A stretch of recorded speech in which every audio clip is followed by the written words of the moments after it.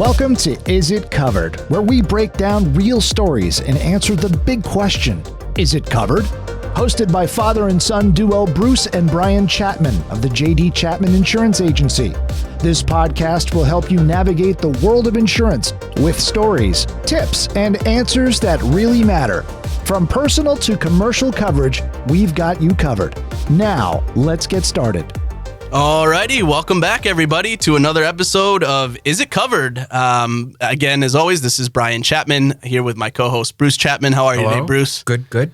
And just as always, a quick reminder, all claims are different, companies are different, policies are written different. So please make sure that you listen to the disclaimer at the end. And also, if you have any questions regarding claims, reach out to your agent or the insurance company directly.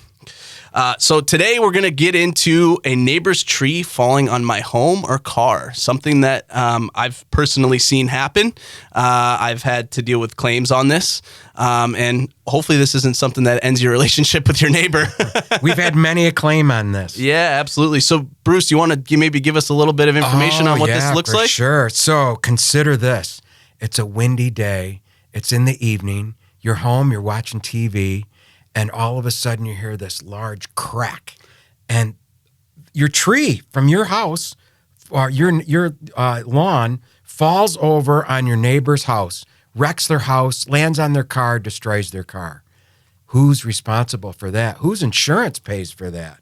Are you covered, or is the other guy covered? So, Brian, what do you think? What do you think about that?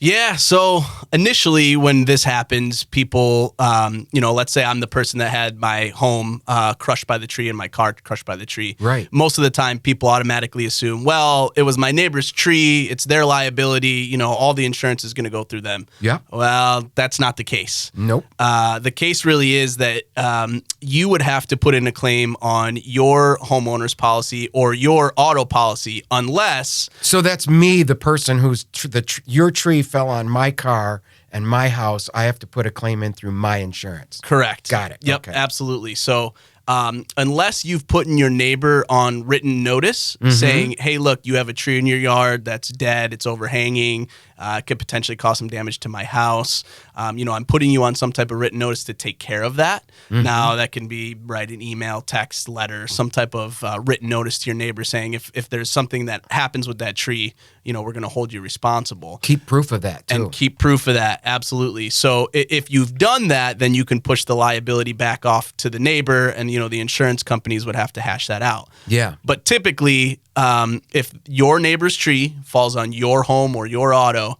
you will have to place a claim with your auto, which would go into your comprehensive, or your homeowner's claim. And as always, documentation is good. If there's anything that happens, let's say the tree punches a hole in the roof and you need to go and buy tarps or mitigate any damages, you make sure you save those types of receipts and save and document everything and act quickly too. So for sure. Yeah. You can do anything you need to prevent further damage. Absolutely. That's 100% important. So I know this isn't necessarily on our little written thing, but who pays for the cleanup of the tree? That's a great question. I would imagine the cleanup of the tree would be paid by your home or auto insurance. I think there's a portion on there for that, right? Me as the owner of the tree. You as no, the owner of the home or auto that got crushed. Correct me if I'm wrong. Well, that's kind of a tricky question because there is coverage on a homeowner's oftentimes for debris removal, but the debris has to do damage to part of your property. So you know what? That's a gray area. It depends. Yeah, we thought this was clear cut, but there's a little depends in here. Yeah, for sure. So, is it covered? And if it is, who covers it? Yes, so it is a covered claim on your home or auto if your neighbor's tree falls on it. You would have to place the insurance claim through your insurance. Again, if your neighbor's tree fell on your home or your auto. The damaged party would have to place the cover the claim. Exactly. Unless you've put your neighbor on written notice, then the claim would be pushed off or the liability would be pushed off to the neighbor. Perfect. And the insurance companies would hash that out. Okay, so we can determine that, yes, it's covered. So that wraps up this week's episode. Like I said, as always, please feel free to share any claim type stories that you have, something that might be a little bit of a gray area. Yes. You can email massedin@jdchapmaninc.com, and we can take it from there. So that concludes this week's episode, and we'll see you all next week. Perfect. Thanks for listening to the Is It Covered podcast. To learn more about how JD Chapman can assist you with all your insurance needs, please visit our website at jdchapmaninc.com or call us at 315-986-4062. JD Chapman, we've got you covered.